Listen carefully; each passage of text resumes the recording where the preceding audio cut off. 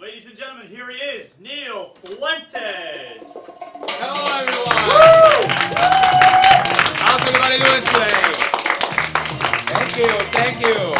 Welcome to What Should I Cook? This is the show where we are going to be making recipes and new meals for you, but from your own questions, from your own suggestions. Today we have a great show.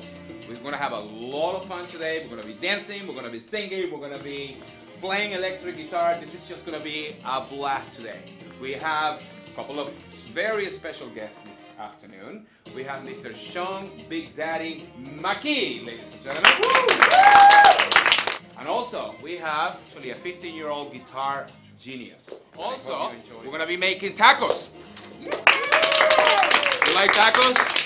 Yeah? What about you, Chris? You like tacos? I love tacos. Yeah, tacos are, you know, it's perfect. It's a perfect meal for the time that we're having right now, which is summertime. It's 90 degrees outside. Do we really want to have big grilling and have the flames of the grill right in our face? Well, we make the tacos right at home and we bring them to the picnic, and that's going to be a great time and no need for heat. So this is what we're going to have for today in What Should I Cook? Thank you very much, and we'll be right back.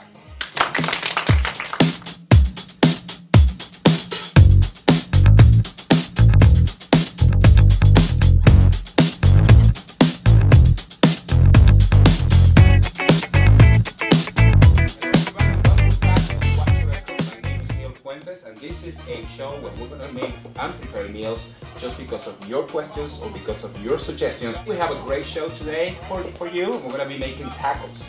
I think that tacos is just one of those meals that is very easy to make, and you can feed a lot of people with that, and it's actually really inexpensive to make. So what I did today, I'm going to go ahead and proceed to make 3 different kinds of tacos for you today. We're going to do pork tacos, which in Mexico is called carnitas. We're also going to be making ground beef tacos, and we're going to be making as well chicken tacos. So stay with me. The first thing we're going to do, I'm going to start with the pork, because the pork is what's going to take the longest to cook. So what I have here is I have a pan that is already heating up, right? And then what I'm going to do is I am going to proceed and add a little bit of water, believe it or not, to this pan. Right. And that's exactly what we're looking for. When the pan is hot, we want the water to get really hot immediately.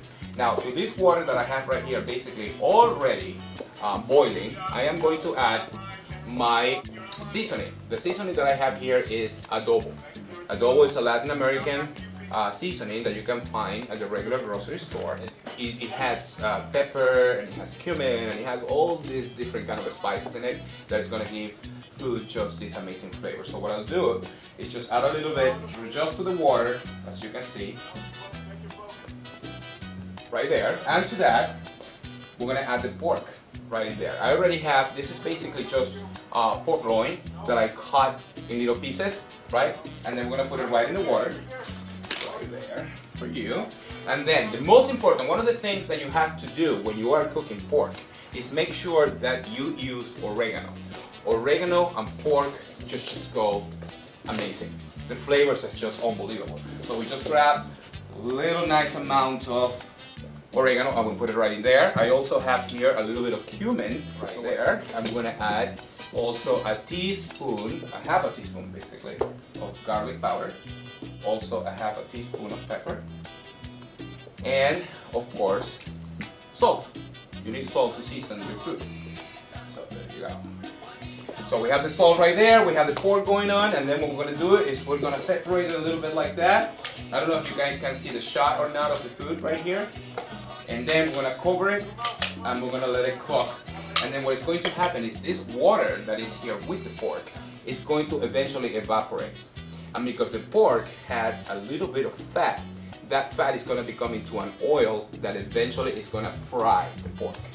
So the pork what's happening is getting the flavor of its own. We're basically cooking the pork in its own fat. In a way, a long time ago. Kind of saying, in a restaurant that I used to work in Bridgeport, Connecticut called Taco Loco, the Crazy Taco. And that was my my favorite dish, really. So I used to order a lot, at least 3 times a week. These delicious pieces of pork, kind of pan fried, and then served with corn tortillas and salsa, and pico de gallo and guacamole, and chipotle sauce and rice and beans. Unbelievable. But, however, I wasn't unfamiliar with it because my mother used to make a similar version of it. She didn't call it carnitas, it was just fried pork.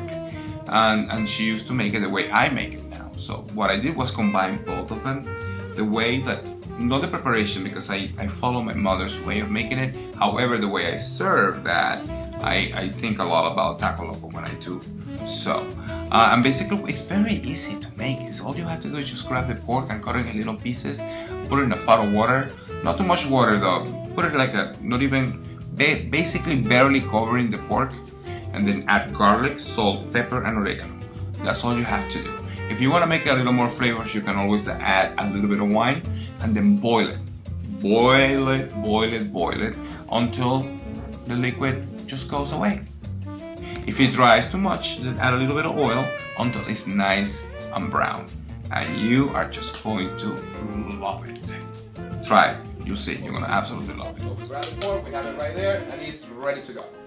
So pork is working. Now let's move into something else. Let's move into the ground beef. So I have a little bit of ground beef here, and I like to start this by adding a little bit of olive oil right here in the pan. Get it heat up right a little bit, and put a little bit of garlic over here. Yes, that's exactly the sound we're looking for. So we add our garlic right in there.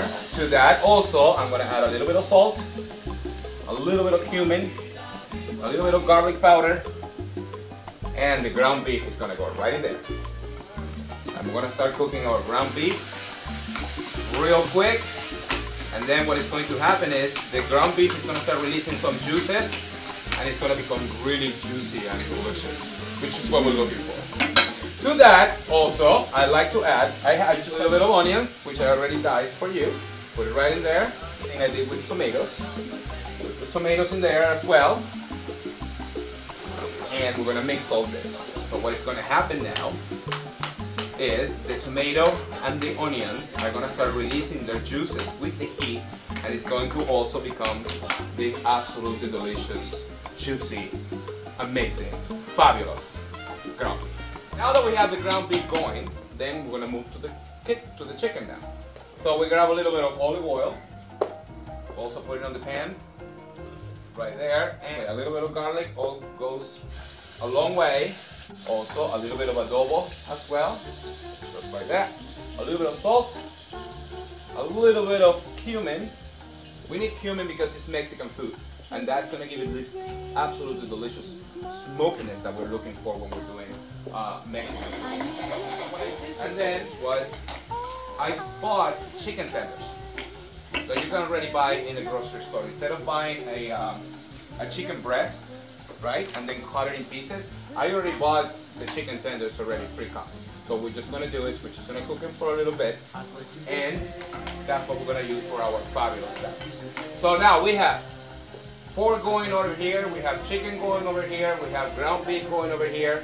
Please don't go anywhere, and we'll be right back in What Should I Cook?